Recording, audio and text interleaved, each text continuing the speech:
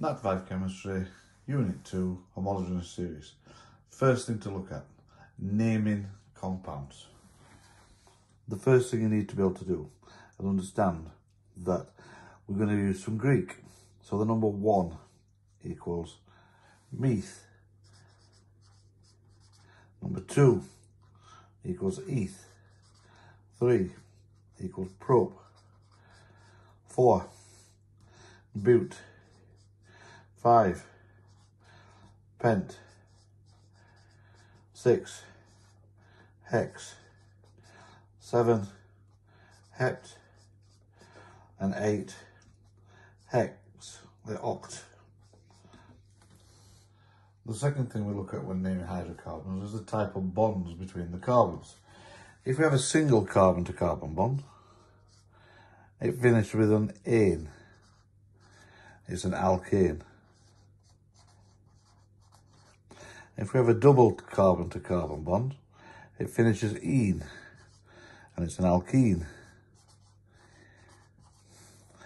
And if they're organised in a circle, right, but they're still only single carbon-carbon bonds, it finishes ane, but starts with cyclo.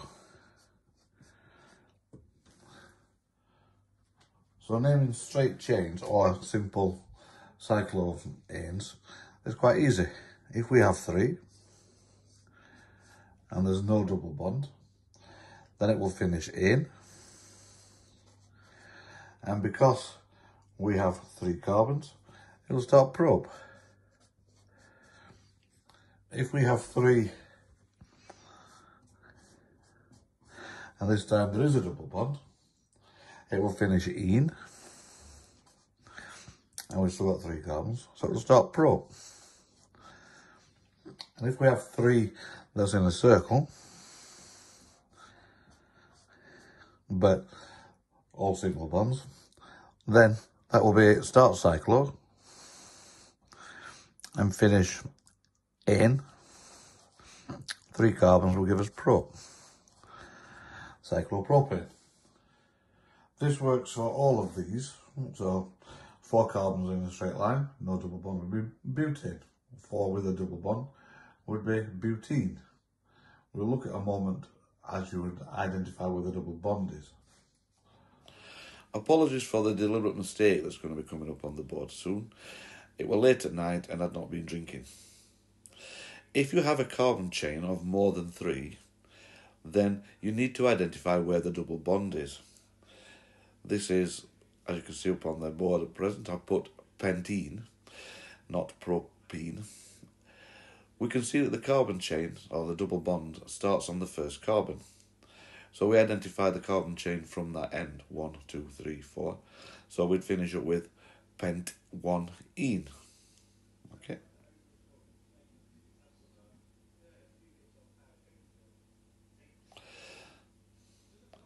We can move the double bond, as you can see here. And now we can see it's going to, as we're counting along, it's 1, 2, so it starts on the second carbon. So that's going to be pent 2 ene.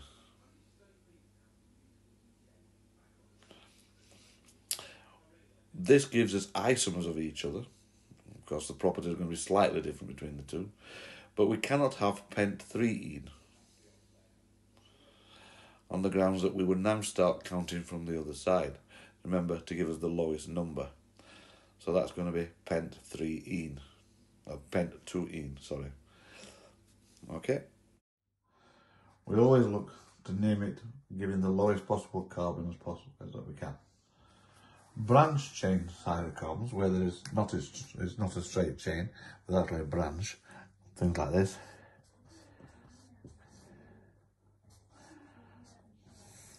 Okay. These you need to name with the branches as well. My personal comment is always start with the back side first. So start no double bond in there. We're going to finish ane. Count the longest straight chain of carbons. 1, 2, 3, 4, 5. So we know it's going to be pentane. Then see what type of branch it is. It's a single carbon branch. Single carbon 1 means meth. In this case, we turn it from just being meth to being a methyl.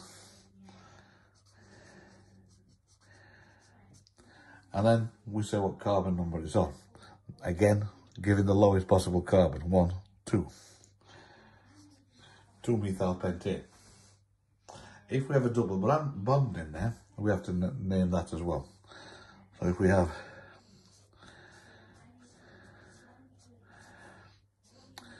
the double bond, takes preference for naming the number of the carbons. So in this case, we do it again from the back side first. Double bond in. The longest carbon chain, 1, 2, 3, 4, 5, that includes that double bond, still going to be pent. The position of the double bond, 1, 2. And then the type of branch, single carbon methyl. And the position of that carbon. As we're starting to name from this side, because of that double bond, 1, 2, 3, 4. 4-methyl pentane. Each homogeneous series has their own general formula. So an alkane, all alkanes will have the general formula CN H2N plus 2, i.e. double the number of carbons and add 2. Okay, an alkene will have a formula CN H2N. And a cycloalkane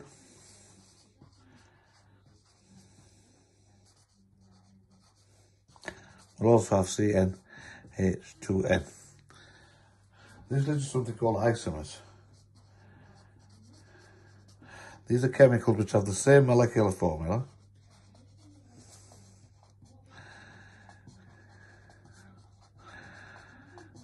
but different structural formula.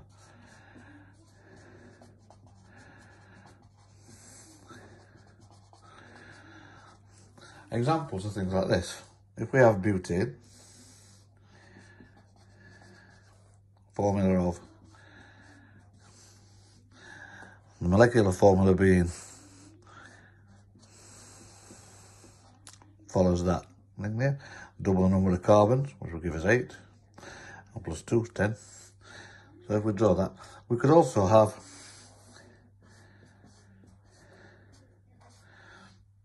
which is still C4H10, but as a different material, so that would now be 2-methyl propane. Okay, that's an isomer. You can get isomers which have different general formulas as well, as I'll show you in a moment.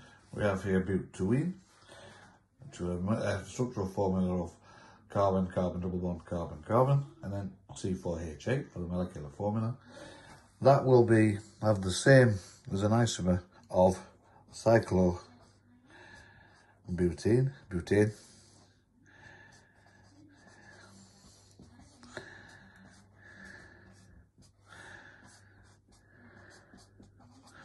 Okay, remember each carbon makes 4 bonds, and being idle, I'll not put the hydrogens on.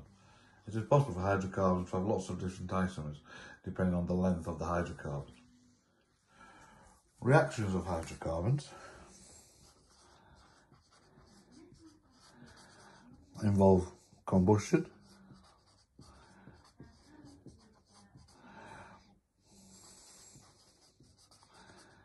methane plus oxygen,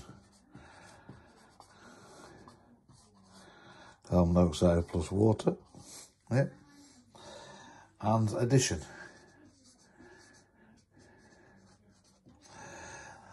That's something that alkenes undergo.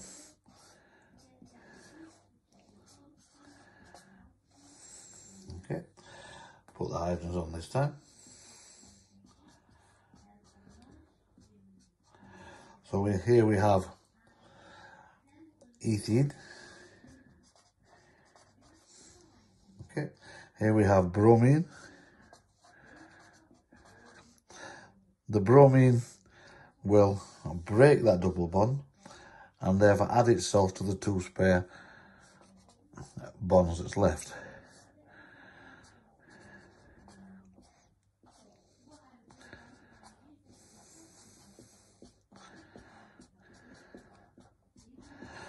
And that would give us dibromoethane.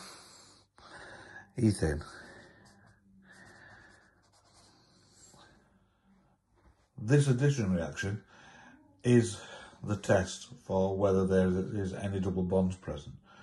The double bonds being present is being called saturation.